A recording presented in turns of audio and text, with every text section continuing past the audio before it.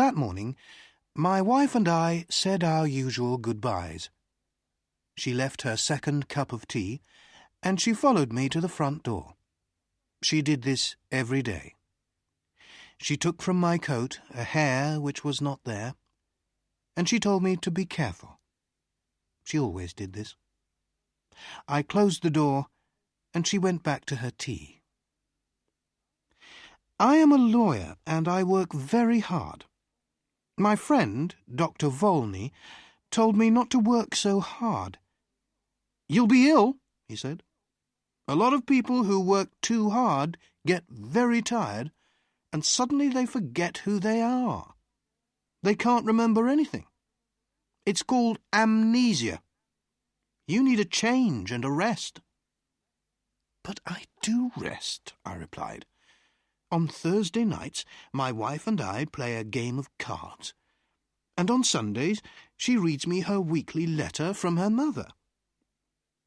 That morning, when I was walking to work, I thought about Dr. Volney's words. I was feeling very well and pleased with life. When I woke up, I was on a train and feeling very uncomfortable after a long sleep. I sat back in my seat and I tried to think. After a long time, I said to myself, "I must have a name." I looked in my pockets. No letter, no papers, nothing with my name on. But I found $3,000. I must be someone, I thought.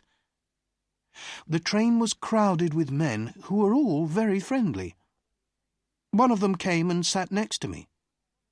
"Hi, my name's R.P. Boulder, Boulder & Son from Missouri.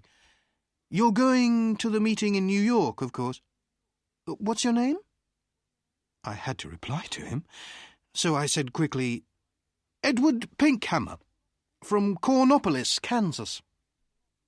He was reading a newspaper, but every few minutes he looked up from it to talk to me.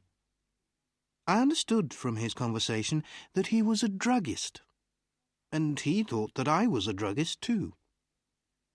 "Are all these men druggists?" I asked. "Yes, they are," he answered. "Like us, they're all going to the yearly meeting in New York." After a time, he held out his newspaper to me. "Look at that," he said. "Here's another of those men who run away and then say that they have forgotten who they are. A man gets tired of his business and his family, and he wants to have a good time. He goes away somewhere, and when they find him, he says that he doesn't know who he is and that he can't remember anything." I took the paper and read this. "Denver, June 12th. Elwyn C. Belford, an important lawyer in the town, left home 3 days ago and has not come back. Just before he left, he took out a lot of money from his bank. Nobody has seen him since that day. He is a quiet man who enjoys his work and is happily married. But Mr. Belford works very hard, and it is possible that he has amnesia." "But sometimes people do forget who they are, Mr. Boulder," I said. "Oh, come on," Mr. Boulder answered. "It's not true, you know. These men just want something more exciting in their lives. Another woman, perhaps. Something different." We arrived in New York at about 10 o'clock at night. I took a taxi to a hotel, and I wrote the name Edward Pinkhammer in the hotel book. Suddenly, I felt wild and happy. I was free. A man without a name can do anything. The young man behind the desk at the hotel looked at me a little strangely. I had no suitcase. "I'm here for the druggists' meeting," I said. My suitcase is lost." I took out some money and gave it to him. The next day I bought a suitcase and some clothes, and I began to live the life of Edward Pinkhammer. I didn't try to remember who or what I was. The next few days in Manhattan were wonderful. The theatres, the gardens, the music, the restaurants, the nightlife, the beautiful girls. And during this time, I learned something very important. If you want to be happy, you must be free. Sometimes I went to quiet, expensive restaurants with soft music. Sometimes I went on the river in boats full of noisy young men and their girlfriends. And then there was Broadway with its theatres and bright lights. One afternoon, I was going back into my hotel when a fat man came and stood in front of me. "Hello, Belford," he cried loudly. "What are you doing in New York? Is Mrs. B with you?" "I'm sorry, but you're making a mistake, sir," I said coldly. "My name is Pinkhammer. Please excuse me." The man moved away in surprise, and I walked over to the desk. Behind me, the man said something about a telephone. "Give me my bill," I said to the man behind the desk, "and bring down my suitcase in half an hour." That afternoon, I moved to a quiet little hotel on Fifth Avenue. One afternoon, in one of my favourite restaurants on Broadway, I was going to my table when somebody pulled my arm.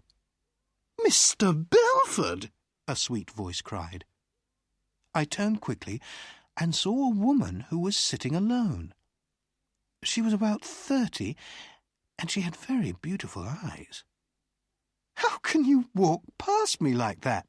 she said. "Didn't you know me?" I sat down at her table. Her hair was a beautiful red-gold colour. "Are you sure you know me?" I asked. "No," she smiled. "I never really knew you."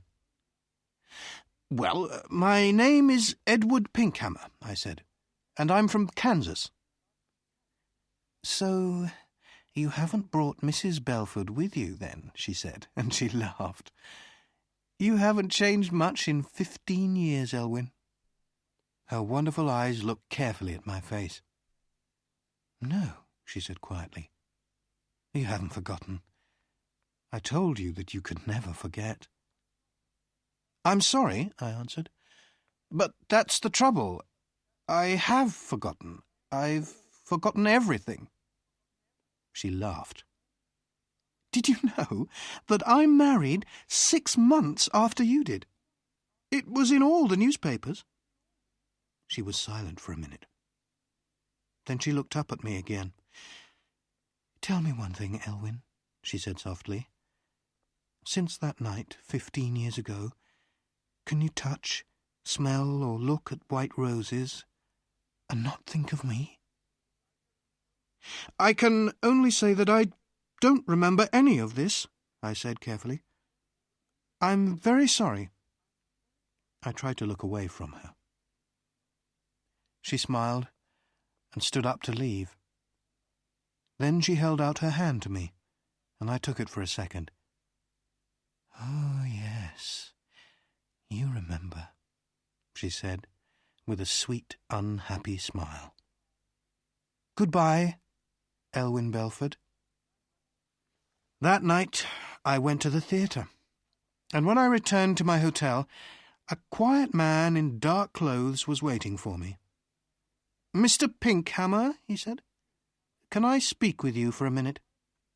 There's a room here."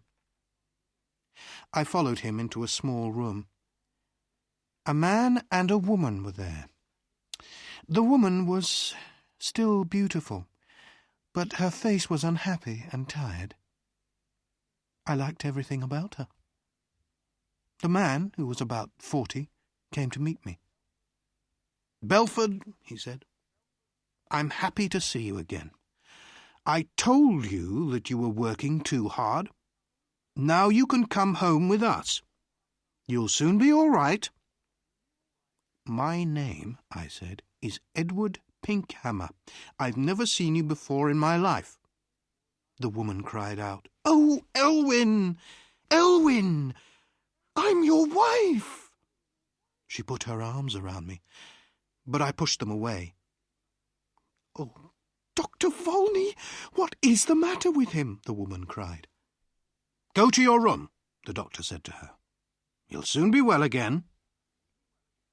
The woman left, and so did the man in the dark clothes.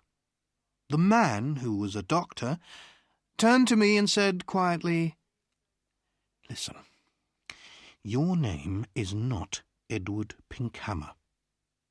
"I know that," I replied, "but a man must have a name." "Why not Pinkhammer?" "Your name," the doctor said, "is Elwyn Belford. You are one of the best lawyers in Denver, and that woman is your wife."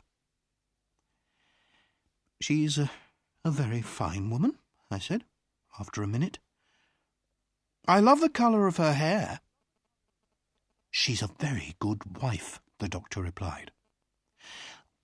"When you left 2 weeks ago, she was very unhappy.